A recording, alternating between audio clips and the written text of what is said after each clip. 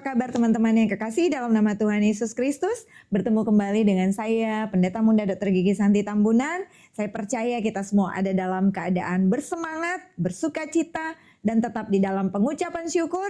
Karena berkat-berkat Tuhan adalah berkat-berkat yang luar biasa jika kita tetap menikmatinya setiap hari dalam hidup kita. Haleluya. Hari ini kembali kita akan menikmati kebenaran firman Allah yang saya ambil di dalam Lukas pasal 22 ayat yang ke-39 dan 40. Lalu pergilah Yesus keluar kota dan sebagaimana biasa ia menuju Bukit Zaitun, murid-muridnya juga mengikuti dia. Ayat 40, setelah tiba di tempat itu ia berkata kepada mereka, berdoalah supaya kamu jangan jatuh ke dalam pencobaan. Haleluya. Teman-teman yang kekasih dalam nama Tuhan Yesus Kristus, ada satu perkataan dari Yesus yang luar biasa di ayat yang ke-40.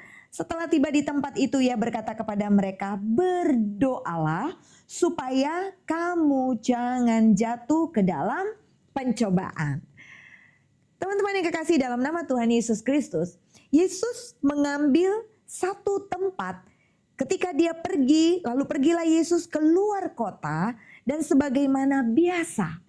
Ini sudah rutin dilakukan oleh Yesus, ia menuju Bukit Zaitun. Dia menuju ke satu tempat yang sunyi, yang sepi. Di sana Yesus melakukan apa? Dia berdoa. Dan murid-murid juga mengikuti dia. Di Bukit Zaitun itu Yesus berdoa. Dan ada satu pesan yang tadi sudah sama-sama kita mendengar, bahwa berdoalah supaya kamu jangan jatuh ke dalam pencobaan. Betapa pentingnya kuasa doa. Betapa pentingnya di dalam kehidupan kita, kita harus mengambil posisi seperti yang dilakukan oleh Yesus. Pergi dari segala keramaian ke satu tempat, di tempat itu sunyi sepi, dan Yesus melakukan itu dengan rutin seperti biasanya untuk berdoa. Berapa lamakah kita atau teman-teman, mari kita jujur, setiap hari menyediakan waktu kita secara rutin untuk bersekutu dengan Tuhan melalui pujian penyembahan kita, melalui doa-doa kita kepada Tuhan? Begitu banyaknya aktivitas yang kita lakukan sepanjang hari. Tuhan memberikan kita begitu banyak waktu, 24 jam, satu hari satu malam. Coba kita introspeksi dengan jujur. Berapa lama atau berapa menit, berapa detik, berapa jam yang kita ambil dari 24 jam ini untuk kita bersekutu dengan Tuhan? Apakah kita merasa bahwa ketika kita harus mengambil posisi berdoa, harus mengambil posisi untuk memuji menyembah Tuhan, kita merasa bahwa hal itu terlalu sia-sia? Sementara jika saya bekerja 1 jam, maka pendapatan saya sekian rupiah, sekian banyak yang sudah bisa saya selesaikan. Jika saya pergunakan waktu saya 1 jam ini, maka setrikaan saya sudah selesai. Jika saya pergunakan waktu 1 jam ini, saya sudah dapat mengantar penumpang sampai kemana-mana. Jika saya mempergunakan waktu saya yang 1 jam ini, maka saya sudah bisa menyelesaikan semua tugas-tugas saya, PR-PR saya. Sementara sebenarnya Tuhan berikan bagi kita 24 jam. 1 hari 1 malam. Mari kita ambil 8 jam untuk beristirahat. Masih ada sisa 16 jam lagi. Apakah kita sudah mengambil bagian yang terbaik dari 16 jam itu untuk kita berdoa bersekutu dengan Tuhan? Ada satu peringatan yang Tuhan katakan, berdoalah supaya kamu jangan jatuh di dalam pencobaan. Bahkan di dalam doa Bapa kami yang diajarkan oleh Tuhan Yesus juga di sana dikatakan, janganlah membawa kami ke dalam pencobaan, tetapi lepaskanlah kami daripada yang jahat. Itu pentingnya berdoa. Tentunya tidak mudah untuk membiasakan diri kita berdoa secara kontinu, ya. Banyak sekali tantangan dan godaannya. Ketika mungkin kita sudah mengambil komitmen pada hari ini, tetapi tiba besok hari, ketika kita ingin melakukannya, mau tidak mau, tentu tantangan akan banyak sekali. Dan ini yang harus kita cermati, teman-teman yang terkasih. Ini yang harus kita cermati, karena ketika kita mau melakukan hal-hal yang baik, kita mau supaya apa yang kita lakukan itu continue dengan penuh kedisiplinan, akan banyak sekali cara yang iblis lakukan untuk kita gagal di dalam melakukannya. Karena iblis tidak suka kita berdoa.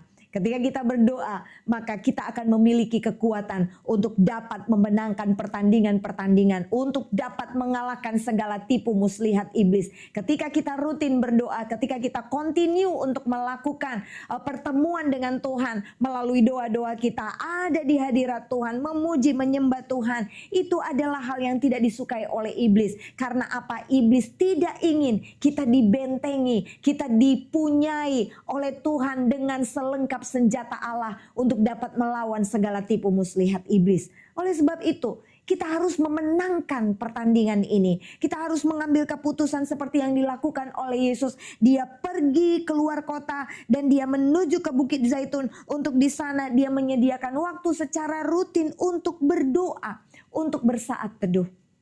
Teman-teman yang kekasih, saya menyarankan jika teman-teman mau memulai setiap saat teduh itu setiap pagi. Ketika suasana semua masih hening, secara rutin kita sisihkan waktu kita untuk kita bersekutu dengan Tuhan. Sebelum kita mengerjakan aktivitas kita setiap hari, bangun pagi, mari kita mempunyai hubungan yang pribadi dengan Tuhan. Menjauh dari segala keramaian. Mumpung belum terlalu ramai, mumpung belum terlalu hiruk pikuk situasinya, di rumah, di kamar kita, di tempat di mana kita bisa merasakan ada kesenyapan dan kita merasakan kehadiran Tuhan di dalam doa kita, di dalam penyembahan pribadi kita kepada Tuhan, di dalam hubungan kita kepada Tuhan. Bahkan ketika kita membaca firman Allah, itu adalah fondasi kehidupan kita. Kita sedang membangun fondasi. Seberapa dalam fondasi yang kita bangun, itu nanti akan menentukan berapa tinggi bangunan keimanan kita atau bangunan kehidupan kerohanian kita kelak.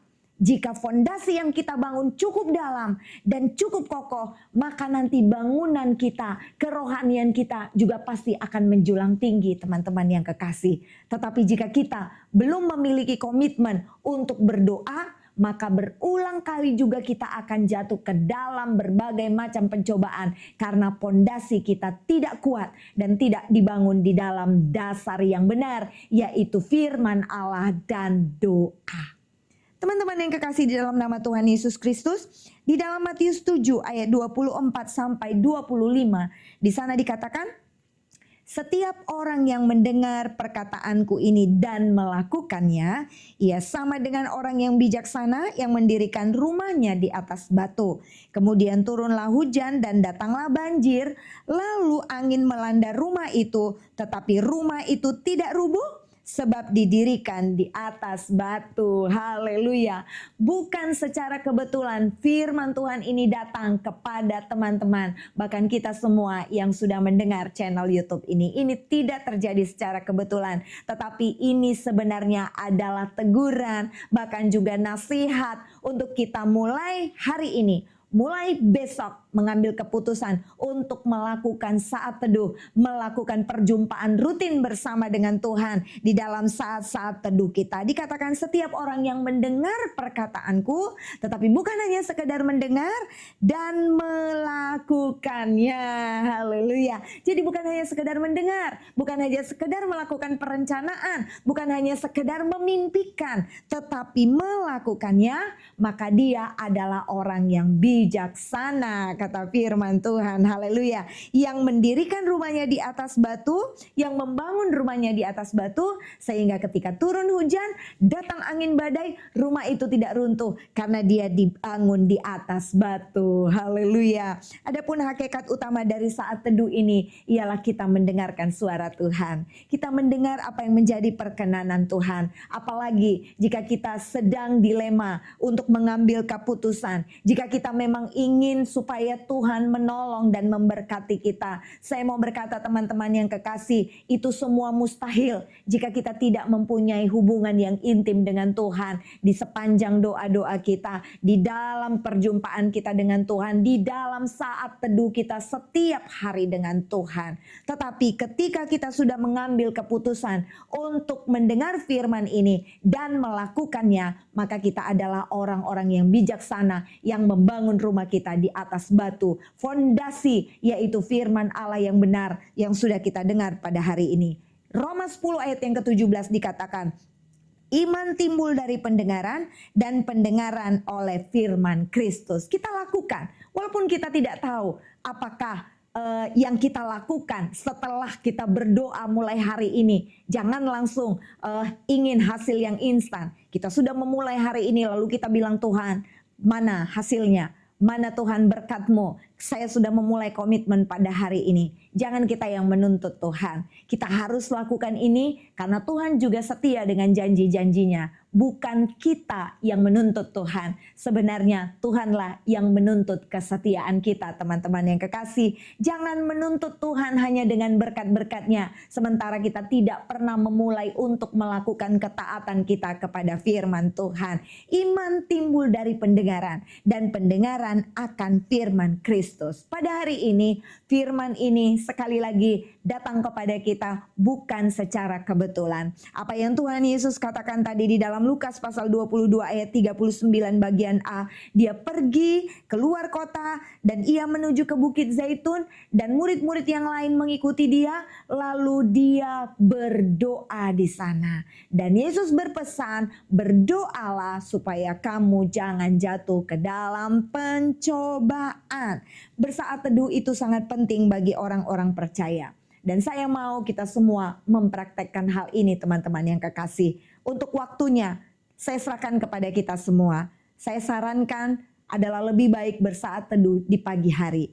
Tetapi jika pagi hari pun tidak memungkinkan, engkau boleh mengambil saat teduh pada siang hari, di sela-sela jam kerjamu, di saat istirahat di jam kerja. Silakan bersaat teduh. Kita pergunakan waktu yang ada untuk memuji, menyembah Tuhan, bahkan juga untuk mendengar firman Tuhan melalui pembacaan firman Allah. Atau mungkin pada malam hari menjelang tidur, itu tergantung kepada kita. Kita tidak bisa memaksakan. Ada orang yang mungkin bisa pada dini hari, pada tengah malam, tetapi tergantung kepada waktu yang bisa kita kelola dengan baik. Maka kita akan melakukannya dengan penuh ketaatan dan percaya bahwa ketika kita melakukannya itu adalah sebagai bentuk tindakan iman kita. Dan percayalah, satu kali kelak apapun yang sudah menjadi impian kita, visi kita, jika kita berjalan bersama-sama dengan Tuhan, maka Tuhan pasti akan memberikan yang terbaik seturut dengan waktunya. Haleluya.